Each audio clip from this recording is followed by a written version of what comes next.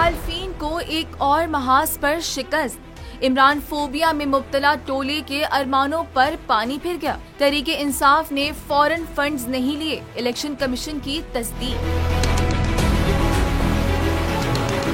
حکومتی اتحاد کے دل کے ارماں ہی رہ گئے، تحریک انصاف نے فوراً فنڈز نہیں لیے، الیکشن کمیشن نے تصدیق کر دی، فنڈنگ ممنوع قرار دیتے ہوئے شوکاز نوٹس جاری کر دیا، محفوظ فیصلہ چیف الیکشن کمیشن نے سنایا، تحریری حکم نامہ بھی جاری کر دیا۔ متفقہ فیصلے میں کہا گیا کہ تحریک انصاف نے ممنوع فنڈنگ حاصل کی، 34 غیر ملکیوں سے فنڈز دیے، پی ٹی آئی نے 8 اکاؤنٹس کو مانا، 13 پوشیدہ رکھے، آرٹیکل 17(3) کی خلاف ورزی کی۔ الیکشن کمیشن نے فنڈنگ سے متعلق عمران خان کا بیان حلفی غلط قرار دے دیا، استفسار کیا بتایا جائے، ممنوع فنڈنگ کیوں ضبط نہ کی جائے، پی ڈی ایم اور حکومتی اتحاد کو دھچکا، تحریک انصاف پر فوراً فنڈنگ ثابت نہ ہو سکی، الیکشن کمیشن نے فنڈنگ ممنوع قرار دیتے ہوئے شوکاز نوٹس جاری کر دی۔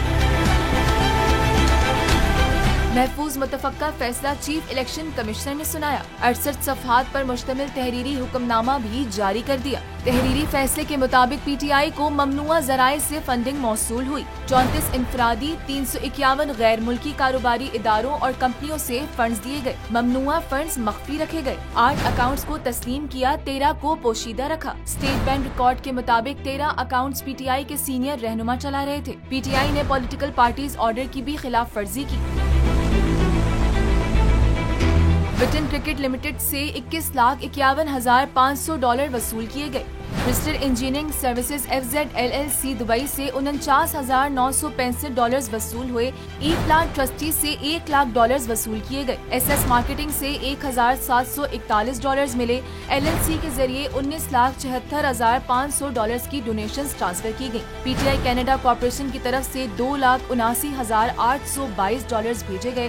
سنگاپور سے مس رومیتا شیٹھی نے $13,750 کے فنڈز دیے، مجموعی طور پر $51,22,278 وصول کیے گئے۔ الیکشن کمیشن کے مطابق انور بردرز نے $78,000 دیے، زین کاٹن پرائیویٹ لمیٹڈ 10,000، میسر زینگ سپورٹ سے $97,500 وصول کیے گئے۔ P T I Canada corporation نے $35,81,186 دیے۔ 2008 سے 13 کے دوران $51,57,8718 آئے، 13 اکاؤنٹس میں یہ رقم 11 نامعلوم ذرائع سے موصول ہوئی۔ پاکستانی روپوں میں مجموعی طور پر $22,58,654 وصول کیے گئے۔ پی ٹی آئی UK نے $7,52,265 پاؤنڈ بھی پی ٹی آئی کو دیے۔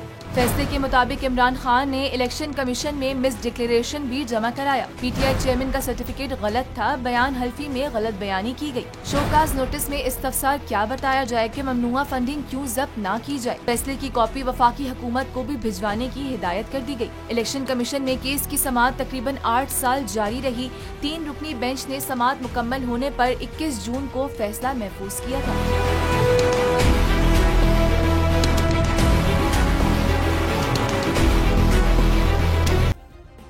سبسکرائب کریں اور بیل دبائیں تاکہ کوئی خبر رہ نہ جائے۔